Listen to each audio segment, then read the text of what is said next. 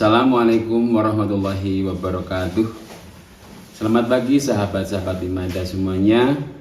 Alhamdulillah kita semua masih diberikan kesempatan untuk menikmati masa yang penuh pahala, yaitu bulan suci Ramadan.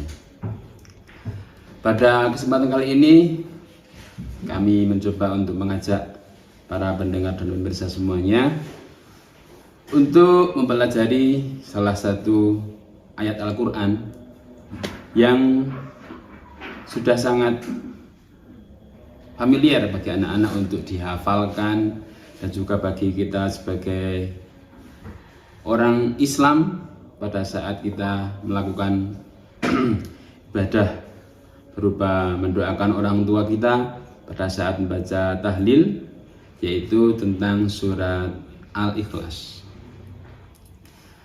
A'udzubillahi minasyaitonirrajim. Bismillahirrahmanirrahim. Qul huwallahu ahad. Allahus somad. Qul, katakanlah wahai Muhammad, huwa dialah Allah, ahad yang maha esa. Allah As-Somad, Allahus Somad, Allah lah tempat meminta segala sesuatu.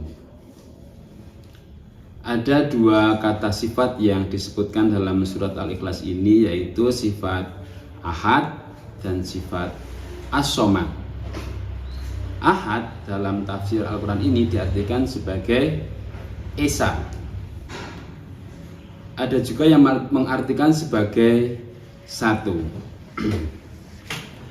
Dijelaskan pula bahwasanya satu bagi Allah bukanlah berarti sebatas jumlah, tetapi satu bagi Allah adalah sifat satu-satunya yang paling berkuasa di antara semuanya.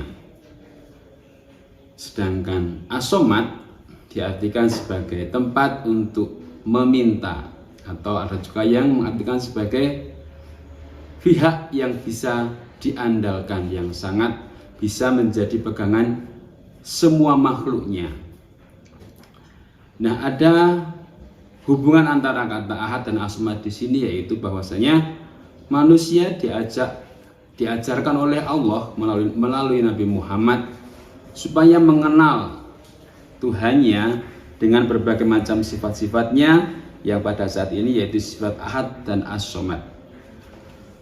Menurut sejarahnya, kata ahad ini berasal dari pertanyaan orang-orang kafir kepada Nabi Muhammad, yang mana karena mereka masih belum mengenal Islam, sehingga mereka mengajukan pertanyaan kepada Nabi tentang siapakah Tuhanmu wahai Muhammad? Apakah Tuhan yang terbuat dari perak atau Tuhan yang terbuat dari emas? Karena bagi mereka Tuhan atau dewa-dewa adalah benda-benda yang bisa mereka lihat, bahkan bisa mereka ciptakan sendiri, kemudian mereka agung-agungkan, dan sudah tentu dalam jumlah yang banyak.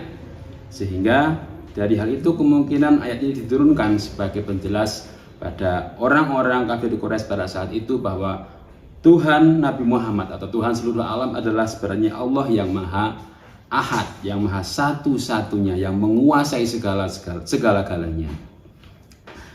Adapun as-somad, jika kita tarik pada kehidupan kita saat ini, maka sebagai manusia mempunyai kelebihan-kelebihan yang diciptakan oleh Allah dari makhluk-makhluk lainnya.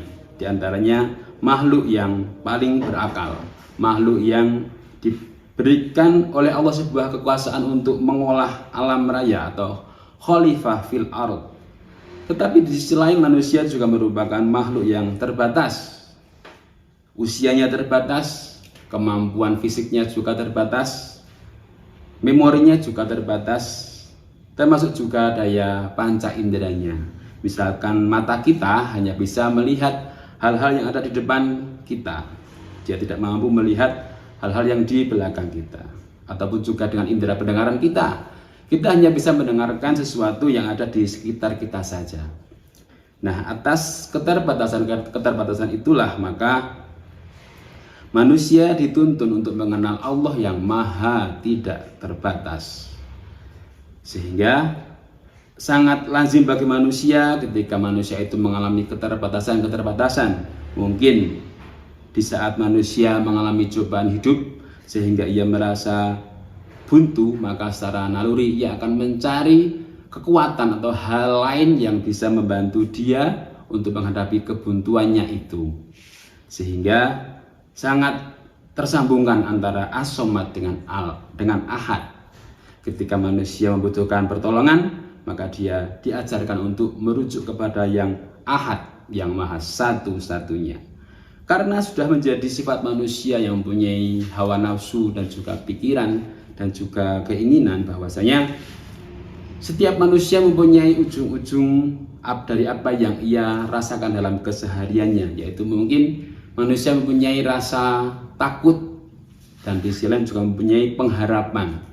Takut dari hal-hal yang negatif atau hal-hal yang akan memburukkan pada dirinya sendiri atau bagi keluarganya, dan juga mengharapkan kebaikan atau keselamatan bagi dirinya juga orang di sekitarnya.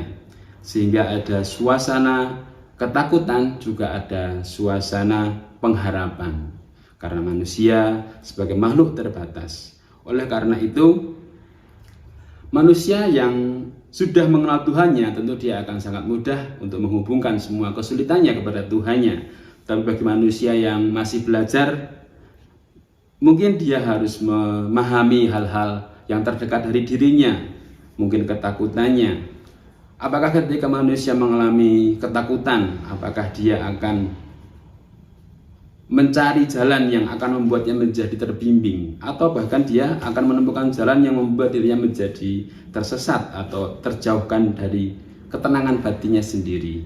Sehingga sebagai manusia kita diajarkan untuk benar-benar pandai memilah dan memilih apakah pilihan hidupnya itu yang akan menjadi sandaran hidupnya itu, apakah benar-benar hal atau sesuatu atau zat yang benar-benar bisa menolongnya, atau mungkin hanya sebatas kesenangan-kesenangan yang bersifat sementara. Nah itulah, maka kita dianjurkan untuk mempunyai kitab suci sebagai pedoman hidup kita sehari-hari, sehingga kita bisa terjauh dari godaan-godaan setan yang mencoba menciptakan Tuhan-Tuhan palsu dalam pikiran kita sebagai penolong-penolong yang bersifat menipu atau hanya sementara saja. Semoga dengan Al-Quran kita dibimbing untuk bisa menempuh perjalanan yang diridhai Allah, yang bisa menyelamatkan kita untuk hidup di dunia hingga akhiratnya.